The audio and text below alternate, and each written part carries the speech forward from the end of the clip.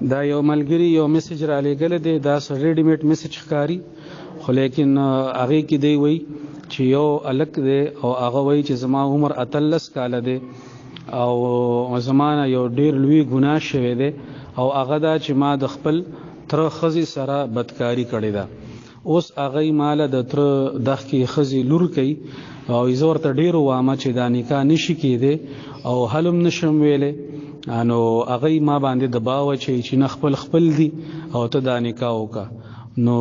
جواب دا دی چې دا نکاح بالکل نه کېږي. دغه د تره دغه لور او د تره د دغې ښځې نورې چې کومې لورګانې دي نو دا په دې هلک باندې حرامې دي او دی سره د نکاح بالکل نه کېږي، په هیڅ صورت باندې نه کېږي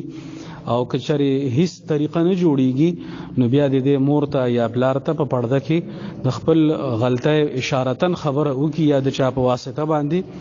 چې د یو ګناه نه پس د ټول عمر د ګناه نه بچ شي.